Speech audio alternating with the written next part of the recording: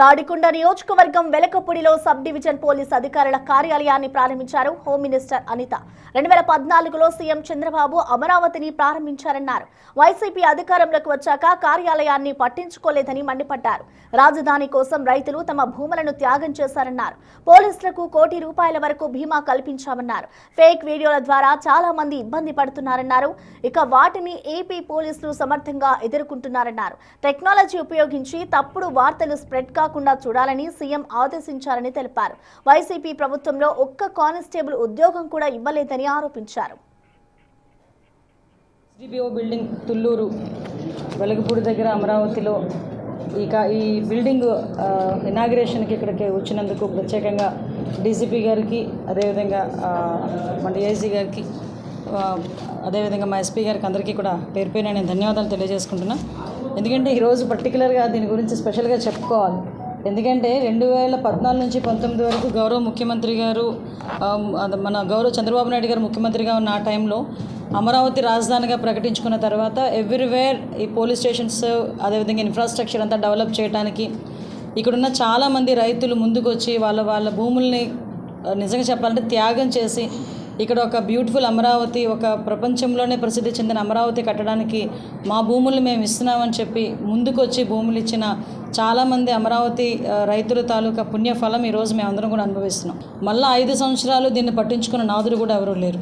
అంటే ఇక్కడ near by ఇక్కడ ఎస్డిపిఓ ఆఫీస్ చాలా అవసరం. ఇక్కడ దాన్ని కూడా పూర్తి చేయకుండా 5 సంవత్సరాలు ఇంచుమించుగా అలాగే కాలయాపన చేశారు.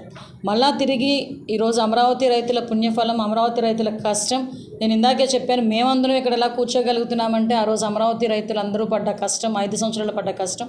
కానీ మేము గవర్నమెంట్లో తీసుకున్న తర్వాత కంప్లీట్గా పోలీసులకు సంబంధించి భద్రత విషయంలోని కానీ, వాళ్ళకి ఆరోగ్య భద్రత విషయంలోని కానీ, వాళ్ళకి ఇమీడియట్గా ఏదైనా ప్రాబ్లం జరిగితే కనీసం ఆరోగ్య భద్రత 2 లక్షలు ఇచ్చేవారు.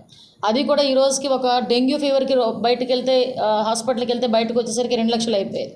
సో ఏదైనా పోలీస్ ఫ్యామిలీ వాళ్ళు ఇబ్బంది పడినా, సడన్గా ఏదైనా అన్ఫార్చునేట్ చనిపోయినా ఆ కుటుంబాలు కూడా అండగా నిలబడాలని హైబ్రిడ్ విధానంలో ఈరోజు బీమా సౌకర్యం కూడా కల్పించి ఇంచుమించుగా ₹1 కోటి వరకు ఆ బీమా సౌకర్యం కల్పించేటట్టుగా ఈరోజు చేసే పరిస్థితి. ఎందుకంటే ఎక్కడో ఒక చిన్న ఈరోజు ఫేక్ వీడియోస్ బయటకు వస్తున్నాయి. ఏఐని బేస్ చేసుకొని ఎక్కడ లేని వీడియోస్ క్రియేట్ చేస్తున్నారు. దాన్ని సోషల్ మీడియాలో విపరీతంగా స్క్రోల్ చేస్తున్నారు.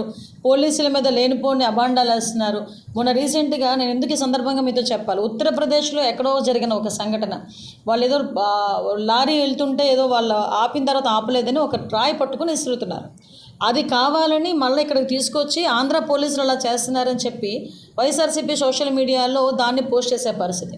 అంటే చూసిన జనాలు అనుకుంటారంటే నిజంగానే పోలీసులు ఇలా చేస్తున్నారేమో అన్న ఒక భ్రమలోకి వెళ్ళిపోతారు. సో అలాంటివి కూడా మేము ఎప్పటికెప్పుడు తిప్పుకొట్టుకునే పరిస్థితి కనిపిస్తూ ఉంది. దానికే గౌరవ ముఖ్యమంత్రి గారు కూడా ప్రత్యేకంగా డీసీపీ గారికి ఆర్డర్ ఇవ్వడం జరిగింది. టెక్నాలజికల్గా కూడా పోలీసులని వాళ్ళని ట్రైనప్ చేయాలి, టెక్నికల్ బేస్ కూడా ట్రైనప్ అవ్వాలని కూడా చెప్పారు. ఓవరాల్గా ఒకటే చెప్తున్నామండి, ఈరోజు లా అండ్ ఆర్డర్ అనేది మాకు మేజర్ ప్రయారిటీ. గౌరవ ముఖ్యమంత్రి గారికైనా మాకైనా డెఫినెట్గా ఆ విషయంలో పోలీస్ వ్యవస్థ మంచి టీం వర్క్తో ఈరోజు మేము ముందుకు తీసుకెళ్తున్నాం. ఎస్డిపిఓ